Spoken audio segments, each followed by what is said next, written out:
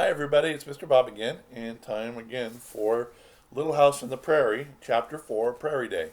Hope you're enjoying this new story.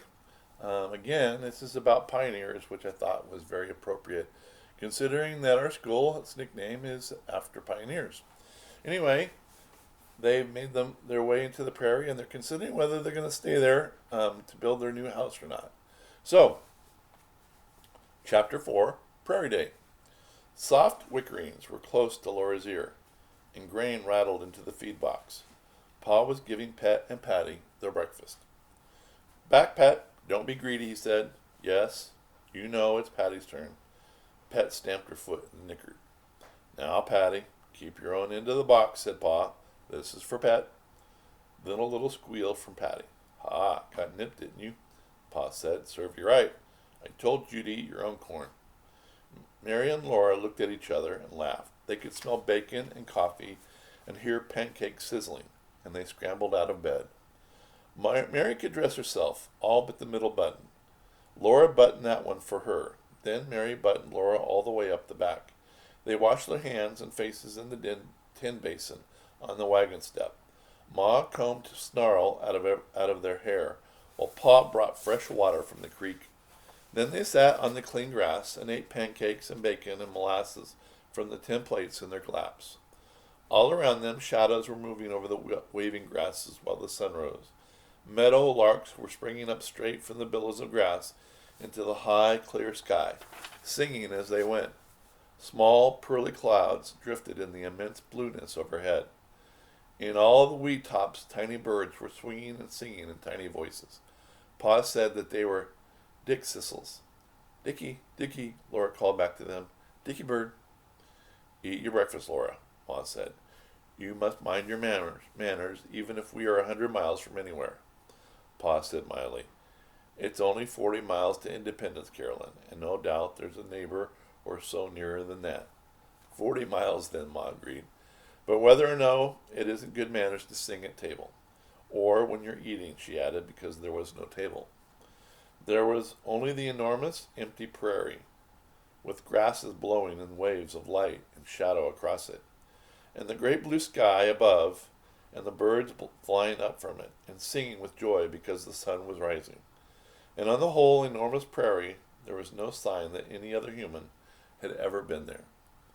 In all that space of land and sky stood the lonely, small, covered wagon, and close to it sat Ma and Pa, and Laura and Mary and baby Carrie, eating their breakfast. The mustangs munched their corn, and Jack sat still, trying hard not to beg. Laura was not allowed to feed him while she ate, but she saved bits for him, and Ma made a big pancake for him, of the last of the batter. Rabbits were everywhere in the grass, and thousands of prairie chickens. But Jack could not hunt his breakfast that day. Pa was going hunting, and Jack must guard the camp.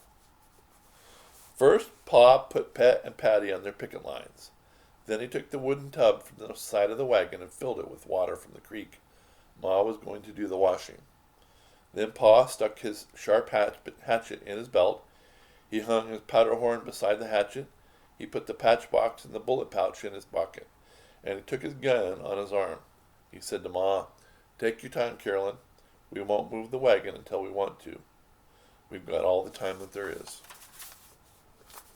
He went away. For a little while they could see the upper part of him above the tall grasses, going away and growing smaller.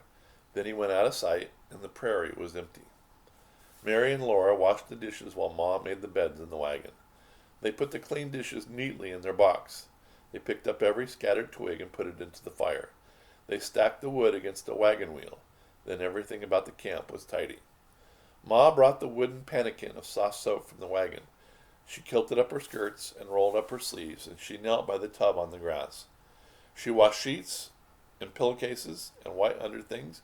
She washed dresses and shirts, and she rinsed them in the clear water and spread them on the clean grass to dry in the sun. Ma and Laura went exploring. They must not go far from the wagon, but it was fun to run through the tall grass, in the sunshine and in the wind. Huge rabbits bounded away before them. Birds fluttered up and settled again. The tiny dicky birds were everywhere, and their tiny nests were in the tall weeds.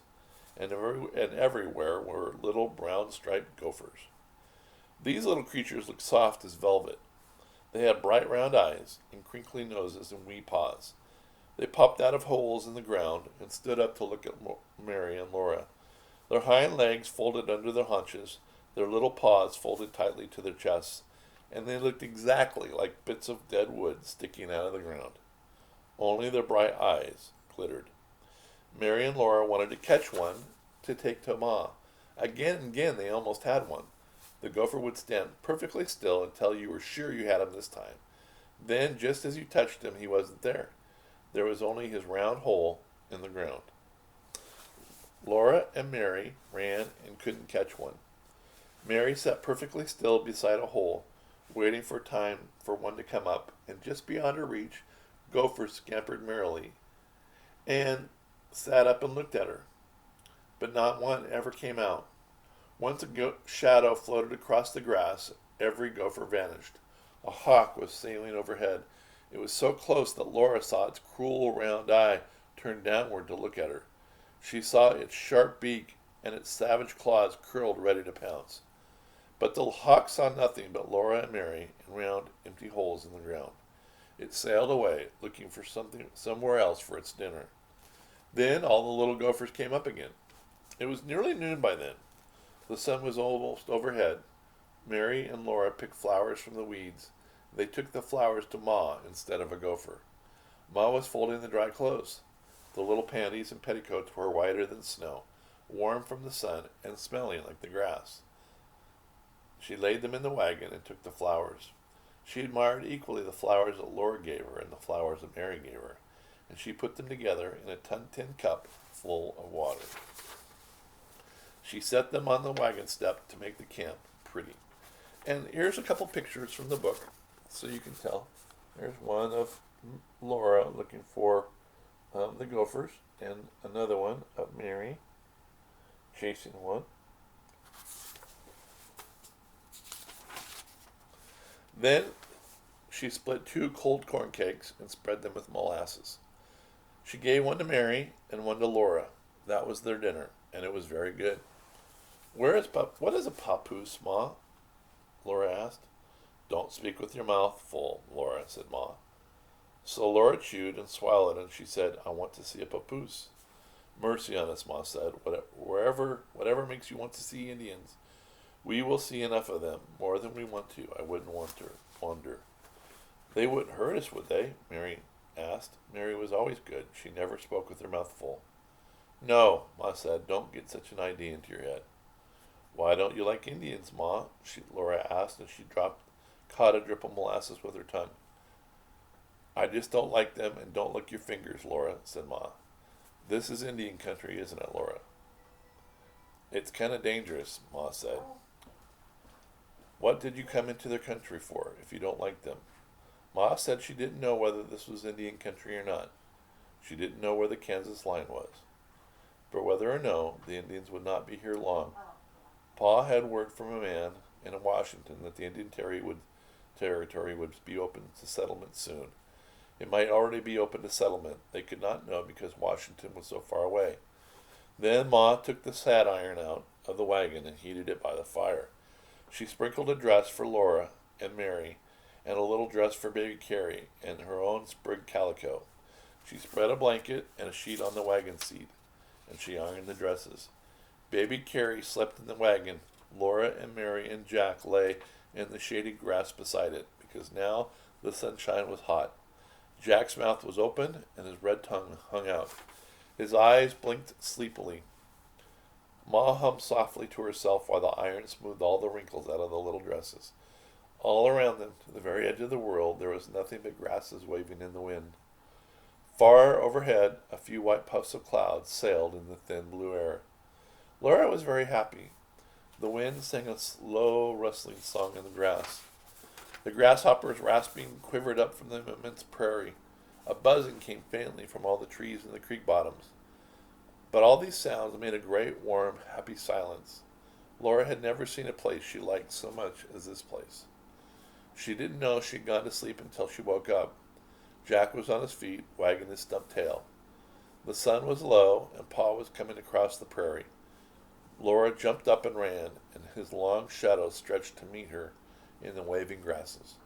He held up the game in his hand for her to see. He had a rabbit, the largest rabbit she had ever seen, and two plump prairie hens. Laura jumped up and down and clapped her hands and squealed. Then she got hold of his other sleeve and hippity-hopped through the tall grasses beside him.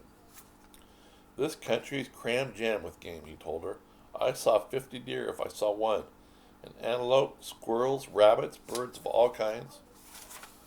The creek's full of fish," he said to Ma. "I tell you, Carolyn, there's everything we want here. We can live like kings." That was a wonderful supper. They sat by the campfire and ate the tender, savory, flavory meat till they could eat no more. When at last Laura set down her plate, she sighed with contentment. She didn't want anything more in the world. The last color was fading from the enormous sky, and all the level land was shadowy. The warmth of the fire was pleasant because the night wind was cool. Phoebe birds called sadly from the woods down by the creek. For a little while a mockingbird sang. Then the stars came out and the birds were still. Softly Pa's fiddle sang in the starlight. Sometimes he sang a little, and sometimes the fiddle sang alone. Sweet and thin, far away, the fiddle went on singing. None knew thee but to love thee, thou dear one of my heart. The large bright stars hung down from the sky. Lower and lower they came, quivering with music. Laura gasped, and Ma came quickly. "What is it, Laura?" she asked, and Laura whispered, "The stars are singing." "You've been asleep," Ma said. "It is only a fiddle. And it's time little girls were in bed." She undressed Laura in the firelight and put her nightgown on and tied her nightcap and tucked her into bed. But the fiddle was still singing in the starlight. The night was full of music, and Laura was sure that part of it came from the great bright stars swinging so low above the prairie. And that's the end of Prairie Day, Chapter 4 of Little House on the Prairie. Now, I want to say something about why Ma was afraid of the Indians. You have to understand at this time that the Indians had a big part of the territory, but they didn't own land. They didn't stay in one spot. They would wander across the plains for miles and miles and miles, and not staying in one spot. And so when the settlers came, they had a much different kind of lifestyle. They would come and they would stay in one spot. But there would be friction between the Indians and the settlers that would come from the eastern part of the country. And so because of this friction, sometimes they would get into battles, and sometimes people were killed. And this is one of the reasons why Ma was scared. The Indians were also scared of the white people, the people that came from the east, because they didn't really understand them either. This is one of those things that can happen when two different groups of people come together and they don't understand each other.